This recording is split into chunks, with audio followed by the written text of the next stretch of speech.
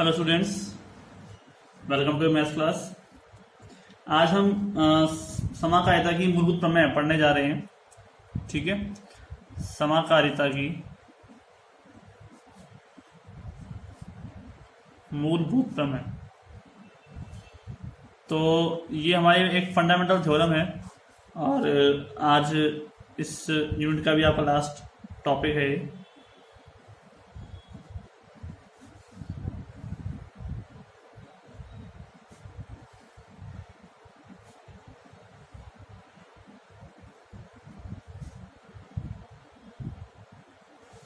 ठीक है, हमारे पास इसको प्रूफ करने के लिए पहले हम देखते हैं कि इसकी स्टेटमेंट क्या है, प्रमेय क्या कहती है। इंपॉर्टेंट थ्योरम है, कई बार आई हुई है। ठीक है, और ये कहता है थ्योरम का स्टेटमेंट देखते हैं कि सिद्ध कीजिए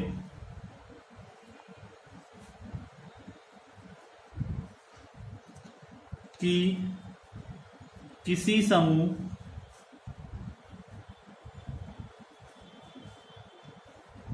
G का प्रत्येक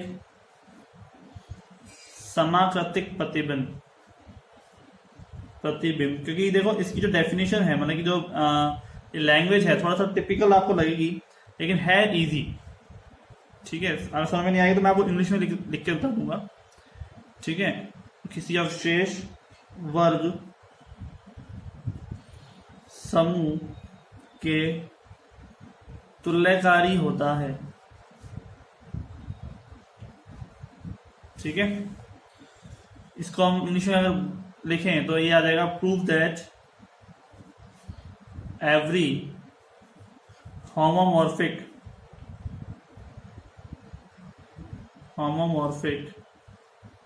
image of a group G is isomorphic to some quotient group of G। ठीक है, सो सिंपल है। इंग्लिश के अंदर आप पढ़ो जरा इसमें कि prove that every homomorphic image, यानी कि समकारी प्रतिबिंब है किसी ग्रुप जी का, यानी कि एफ ऑफ जी, ठीक है, is isomorphic to some quotient group of G. तो होमोमॉर्फिक इमेज क्या होती है, अगर मैं आपको सिंपली बताऊं तो होमोमॉर्फिक इमेज यानी कि एफ ऑफ जी, और वो किसके बराबर होता है, जी डैश के बराबर। वो कह रहा है is isomorphic to some quotient group of G. मान लो कि हम अगर के ले लें कोई भी जी अपॉन के, तो वो जी डैश के क्या होना चाहिए, आइसोमॉर्फिक होना चाहिए। तो ये चीज हमें यहाँ पे प्रूफ करनी है। आइसोमॉर्फिक का मतलब तुल्यकारी का मतलब एक ही आच्छादक होना चाहिए और समकारिता होनी चाहिए। राइट, हम इसको प्रूफ करते हैं यहाँ पर। तो पहले हम प्रूफ करेंगे कि माना जी व ग्रुप जी डैश ग्रुप जी का समाकारी प्रतिबिंब है।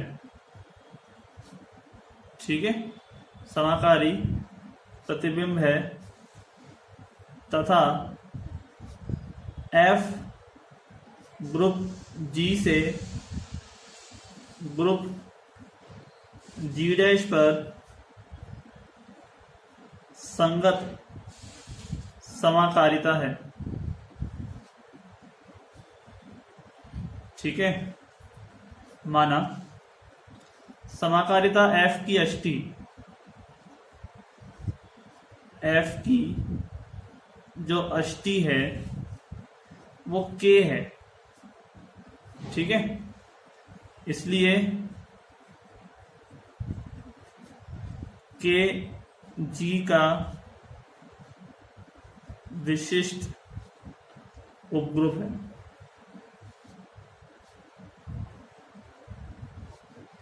अतः जी अपॉन के, जी का क्या हो जाएगा, एक क्वेश्चन ग्रुप हो जाएगा, खंड ग्रुप होगा। ठीक है, तो ध्यान से देखिए कि जो जी डैश है वो ग्रुप जी का क्या है, समकालिक प्रतिबिंब है, यानी कि एफ ऑफ जी बराबर जी डैश, और एफ ग्रुप जी से जी डैश पर क्या है, संगत समकालिकता है। समकालिकता एफ की अष्टी क्या है, के है। ठीक है, हम मान लेते हैं क्योंकि हम जानते हैं कि के जो अष्टी है वो जी के लिए जी का उपग्रुप होती है, और जी बाई के क्या है, खंड ग्रुप है, हम ये पहले भी प्रूफ कर चुके हैं। ठीक है, तो हम यहाँ पे नया एक जी अपॉन के लिए क्या लेंगे, प्रतिबिंब लेंगे, यानी कि मैपिंग लेंगे फाई। ठीक है, तो जी बाई के से जी बाई के भी एक ग्रुप है, ग्रुप जी बाई के से ग्रुप जी डैश पर फाई प्रतिचित्रण रखेंगे हम। ठीक है, एक प्रतिचित्रण रख रहे हैं फाई, निम्न प्रकार होगा, निम्न प्रकार होगा, और वो क्या हो जाएगा, फाई जी अपॉन के बिलोंग्स टू जी डैश। ठीक है, अब देखो जो प्रतिचित्रण हमने नया लिया है ना, उसको पहले हमें वेल डिफाइन प्रूफ करना होता है। आपको कोई भी प्रतिबिंब आपने नया अपने हिसाब से माना है तो सुपरिभाषित तो होना चाहिए, तभी तो वो एक प्रतिचित्रण बनेगा। ठीक है, तभी वो एक प्रतिचित्रण बन पाएगा। तो हम सिद्ध करेंगे कि जी बाई के से जी डैश पर जो फाई है ना, वो एक सुपरिभाषित प्रतिचित्रण हो, यानी कि फाई ऑफ के ए बराबर एफ ऑफ ए। ठीक है, फाई ऑफ के ए, के इंटू ए है कि कोसेट, कोसेट जो है वो एफ ऑफ ए यानी प्रतिबिंब के बराबर होना चाहिए। ए का प्रतिबिंब जो है वो इसके अंदर कोसेट के बराबर होना चाहिए, क्योंकि एफ ऑफ ए तो कहां से आ रहा है, जी डैश में से, और जी बाई के में से कौन आ रहा है, के, और जी बाई के किसके लिए होता है, कोसेट के लिए होता है। तो हम सिद्ध करेंगे कि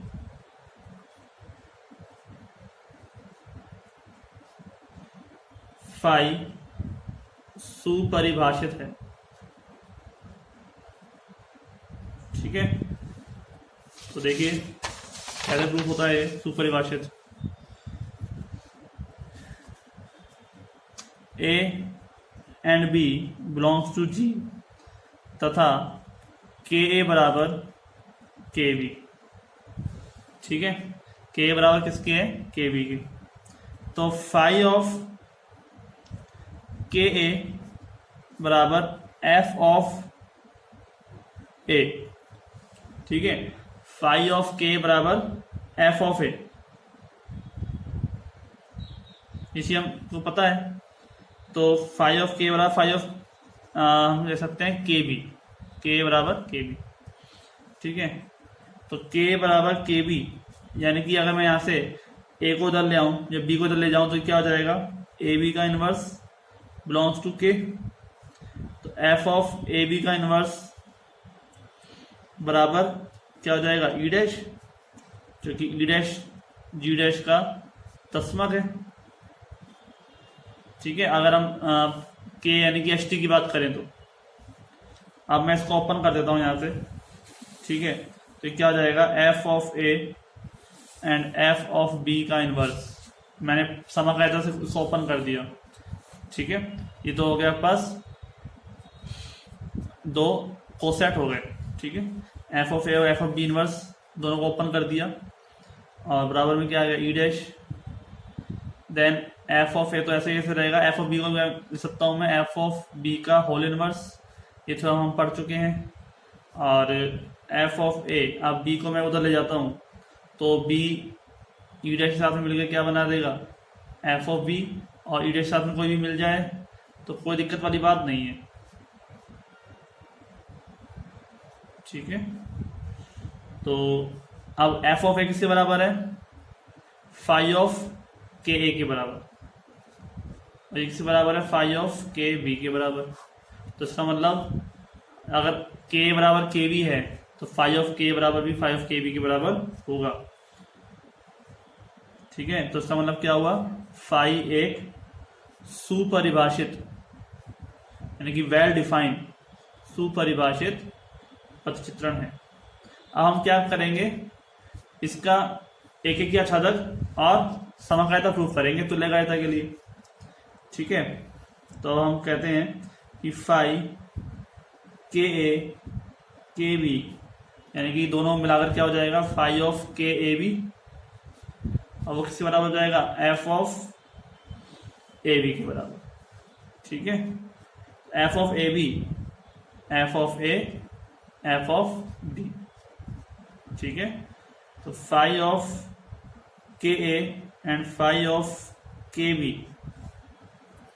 F of A, F of B, phi of K A and phi of K B, then phi G by K से जी डैश पर क्या है, समाकारिता है। जी बाई के से जी डैश पर क्या है, समाकारिता है। राइट, कोई दिक्कत नहीं है। समाकारिता हो गई ना। समाकारिता क्या चाहिए होता है हमारे को, भाई हमने ये चीज से मान ली। अब एफ ऑफ ए बराबर क्या, F of A into F of B, यानी phi of K into phi of K B. तो phi of K into K B लिया था और ये के इंटू के बी आ गया, तो इसका मतलब जी बाई के से और जी डैश पर समाकारिता हो गई। तो ये जी बाई के की टर्म है और ये जी की डैश की टर्म है। तो समाकारिता के लिए यही प्रूफ करना होता है। आप देखते हो कि ए स्टार या फिर हम कहते हैं F of A star B बराबर F of A of F of B, ये तो होता है समाकारिता। ठीक है, तो वही चीज हमने करी यहाँ पे। यहाँ पर तो हमने क्या लिया था, हमने यहाँ लिया था कोसेट, और कोसेट जो है वो अलग अलग टर्म्स के बराबर है, अलग अलग कोसेट्स के मैपिंग के बराबर है। अब हम कहते हैं एक एक आच्छादक, तो फाई ऑफ के बराबर फाई ऑफ के बी अगर है हमारे पास, तो के बराबर के बी होना चाहिए।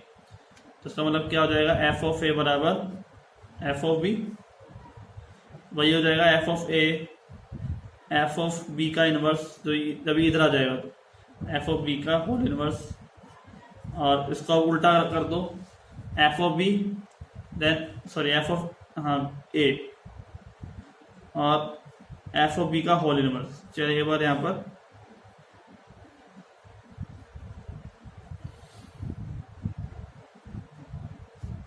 तो ये जो टर्म है आपके पास क्या हो जाएगी, टर्म अंदर चली जाएगी इनवर्स में, एफ ऑफ बी का इनवर्स हो जाएगा। ठीक है, तो ये हो जाएगा F of A B inverse. ठीक है, और F of A B inverse किसके बराबर है, ई डैश के बराबर।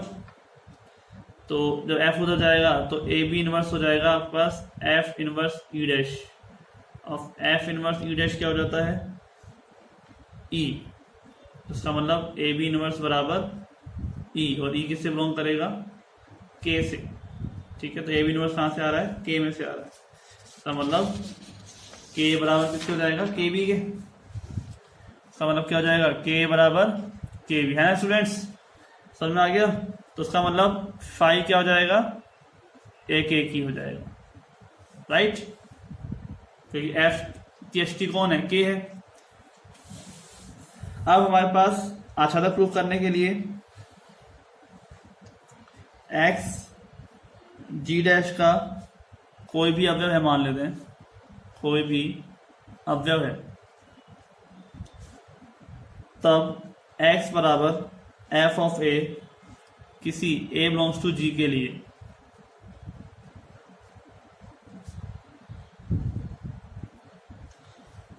ठीक है, क्योंकि f g डैश पर आच्छादक है, f जो है वो g डैश पर कैसा है, आच्छादक है। Right, a belongs to g के लिए f जो है g डैश पर कैसा है, आच्छादक है।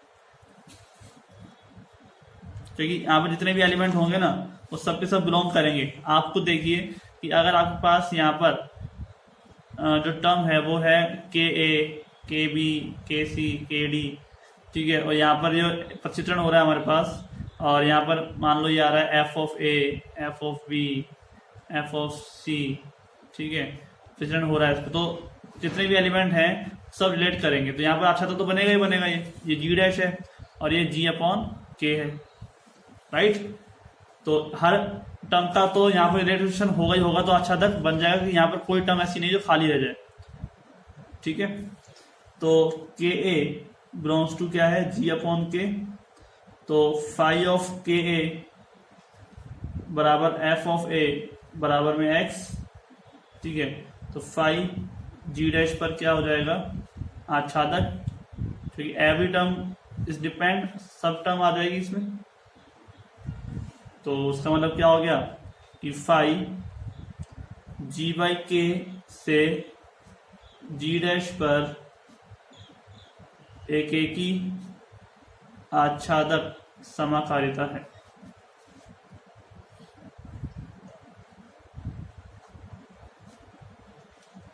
ठीक है, अर्थात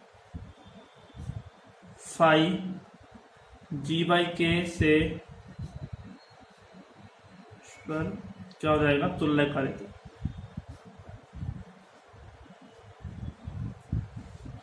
इसका मतलब कि जी बाई के कॉन्ग्रेंट हो जाएगा किसके, जी डैश। ठीक है स्टूडेंट्स, हमें तुल्यकारिता प्रूफ करनी थी, तो हमने सबसे पहले क्या प्रूफ किया कि जो फाई है वो एक ही वो वेल डिफाइन एक नया मैपिंग दी हमने।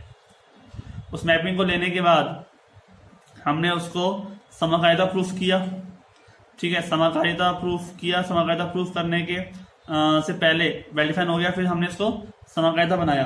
अब समकारिता प्रूफ अगर हो गई, ठीक है, ये तो हो गया आपका सुपरिभाषित प्रचित्रण यानी कि मैपिंग। फिर हमने इसको क्या बनाया, समकारिता। ठीक है, और समकारिता बनाने के बाद हमने इसको किया एक ही और आच्छादक। अब अगर फाई ऑफ के बराबर फाई ऑफ के भी है तो के बराबर के भी होना चाहिए। अगर ये कब होना चाहिए, तो फाई ऑफ के बराबर फाई ऑफ के भी, जो मैपिंग ऑफ कोसेट, ये लेफ्ट कोसेट है, ये लेफ्ट कोसेट है। अगर किसी कोसेट की मैपिंग दूसरी कोसेट की मैपिंग के बराबर है तो वो दोनों कोसेट भी क्या होने चाहिए, बराबर होने चाहिए। अगर ऐसा होता है तो वो क्या कहलाता है, एक ही कहलाता है, यानी 1-1 कहलाता है। और सेम हमने फिर इसके बाद जो प्रूफ करके दिखाया वो कराया आच्छादक कि सारे टर्म यहाँ पर जी डैश में विद्यमान होंगे, कोई भी ऐसी टर्म नहीं है। अगर फाई ऑफ के है, के बिलोंग्स टू जी बाई के है, तो फाई ऑफ के बराबर क्या हो जाएगा, एफ ऑफ ए। ठीक है, बराबर में एक्स यानी कि जो सब टर्म जी डैश की आएगी इसमें, तो फाई जो है वो जी डैश पर क्या हो जाएगा, आच्छादक हो जाएगा। तो इस तरह से हमने जो टर्म प्रूफ करी वो हमारी लेट हुई, यहाँ से कोई दिक्कत वाली बात नहीं, प्रॉपरली काम हमारा इसमें हो गया। तो ये जी बाई के जो है वो कॉन्ग्रेंट हो गया किसके, जी डैश के। ठीक है स्टूडेंट्स, समझ में आ गया होगा आप लोगों को। तो ये जो चैप्टर है आपका 6 वो आज कंप्लीट हो गया है। हम नेक्स्ट लेक्चर में नया चैप्टर रिंग की शुरुआत करेंगे, जो हमारा चैप्टर नंबर 7 है। ठीक है, और नए चैप्टर के साथ में आपकी नई यूनिट की शुरुआत हो जाएगी, यूनिट नंबर 3। ठीक है, नई रिंग में आपके पास, नए चैप्टर में आपके पास क्या है, अपने पास रिंग जो है वो यूनिट नंबर कितनी है, 3। तो मिलते हैं नेक्स्ट लेक्चर में। ठीक है स्टूडेंट्स, अच्छे से पढ़ते रहिए। आपके पास लगभग 2nd, 3rd, 4th, 5th और 6th 5 चैप्टर आपने कंप्लीट कर लिए हैं। ठीक है, और 6 चैप्टर हम स्टार्ट करने वाले हैं। ठीक है स्टूडेंट्स, थैंक यू।